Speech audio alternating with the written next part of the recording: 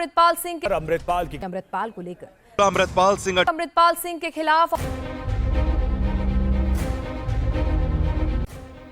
यह नाम आपने पिछले कई दिनों में न्यूज़, सोशल मीडिया, अखबारों में बार बार सुना होगा। आखिर कौन है ये अमृतपाल सिंह जो आज के दिन पूरे देश और विदेश में बैठे लोगों के बीच चर्चा का विषय बना हुआ है? तो आइए जानते हैं हमारी आज की इस वीडियो में। पंजाब के अमृतसर डिस्ट्रिक्ट के एक गांव जल्लूपुर खेड़ा में अमृतपाल सिंह संधू का जन्म हुआ। साल 2012 के अराउंड लगभग 19 साल की उम्र में अपनी स्कूलिंग ख़त्म करने के बाद अमृतपाल अपने फैमिली बिजनेस को ज्वाइन करने दुबई चला जाता है। वहाँ पर उनका ट्रांसपोर्ट बिजनेस ऑलरेडी सेटल था। एक ऑनलाइन जॉब पोर्टल पर उनके द्वारा अपनी qualification as a mechanical engineer बताई गई है।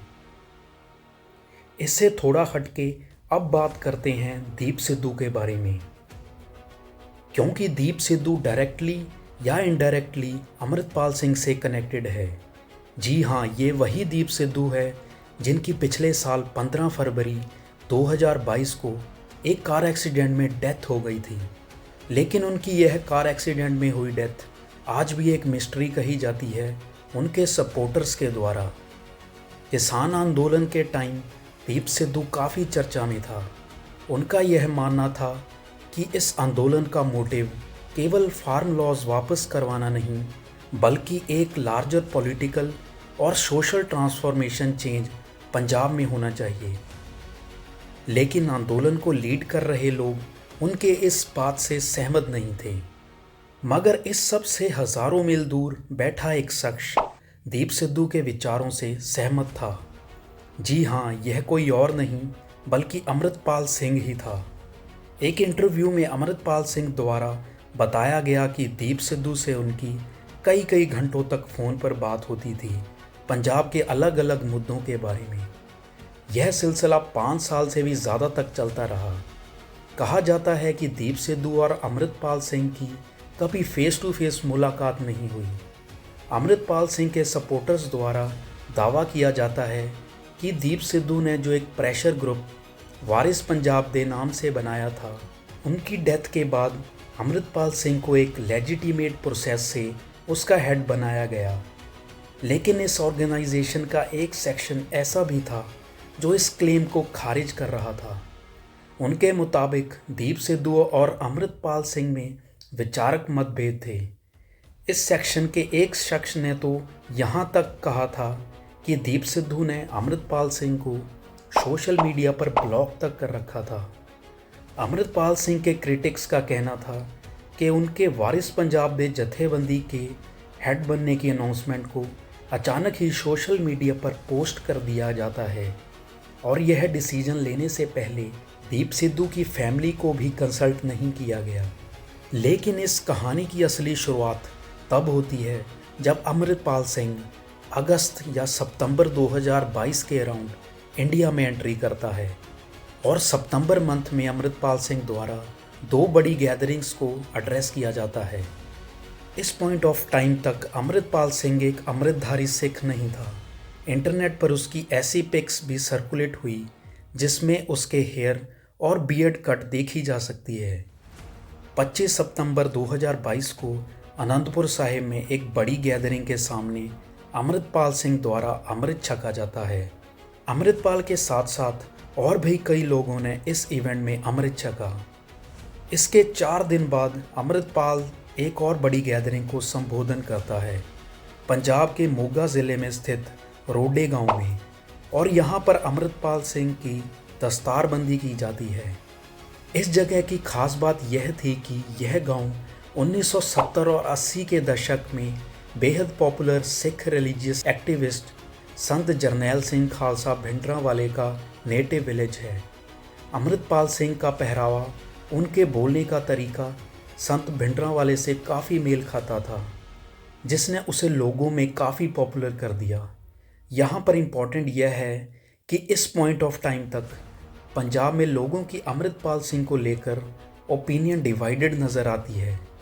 कई लोग थे जो अमृतपाल सिंह को सपोर्ट कर रहे थे क्योंकि अमृतपाल सिंह और उनके साथियों द्वारा पंजाब में ड्रग एडिक्शन की एक बड़ी प्रॉब्लम के अगेंस्ट एक मुहिम की शुरुआत की गई थी, जिसमें वो ड्रग एडिक्ट यंगस्टर्स को ड्रग्स छोड़कर अमृत छकने के लिए मोटिवेट कर रहे थे। अमृतपाल सिंह ने अपने personal level per day addiction centres की भी शुरुआत की, जिसमें ड्रग एडिक्ट्स को रखा जाता था और गुरु की बानी का जाप कराया जाता था।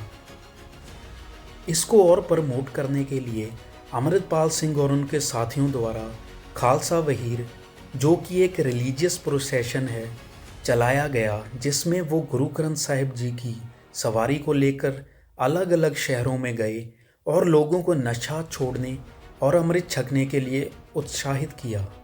बहुत से लोगों को उनकी यह पहलकदमी ने बहुत प्रभावित किया।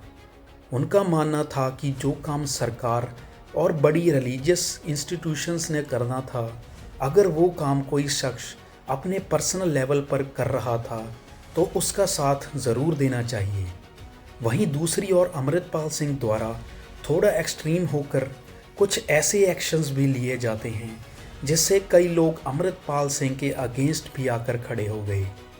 अमृतपाल सिंह और उनके साथियों द्वारा जालंधर के एक गुरुद्वारा में लगे फर्नीचर, जो बुजुर्ग लोगों के बैठने के लिए यूज़ किया जाता था, उसे बाहर निकालकर तोड़ा गया।